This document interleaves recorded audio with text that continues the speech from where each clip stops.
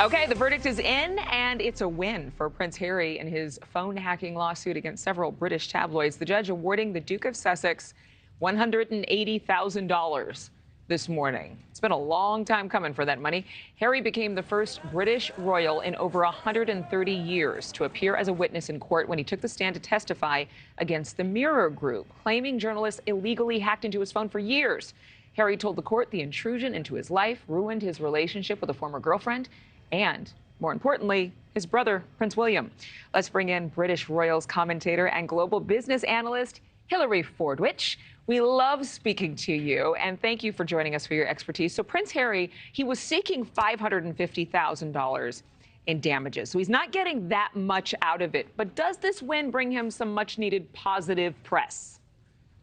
Well, Adrian, pleasure to be back with you too. And a few things here. Yes, it does. But I would say this is actually a token award by the justice there, the judge, our fan court, because you're right, that's how much he was expecting to receive and wanted to receive. He only received, as you mentioned, $180,000, about £140,000, which is really a fraction of what he wanted. Also, the ruling only agreed with 15 of the 33 cases that he said that where he'd been phone hacked. All the rest was public information.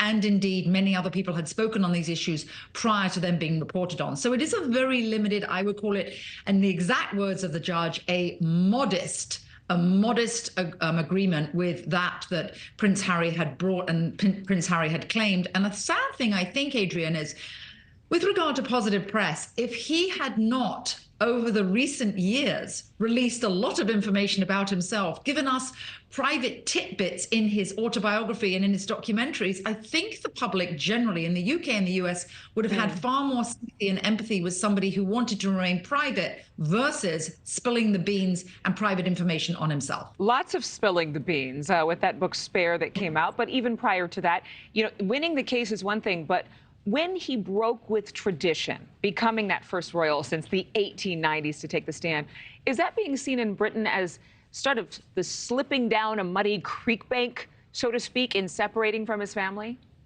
Well, you put it very well there. Yes, 132 years. And he is, yes, looked at as getting down in the mud. Actually, I will use the phrase. It's not my personal phrase, but the phrase that they use in the UK. They call him the ginger whinger. Whinger in the UK meaning sort of somebody who constantly whines. Ooh. So the ginger whinger. And I think that's the issue. And sadly, here in the US, where, of course, they were welcomed with open arms, and in the UK, I think people think, well, the Americans will certainly accept far more of this because we don't have a royal family. But here in the US, we know what South Park did in terms of making fun of them. And just this week, they received an award from the Hollywood Reporter, considered the Bible of Hollywood.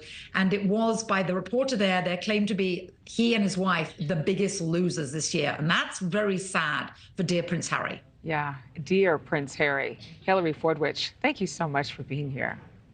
Pleasure, Adrian. Yeah.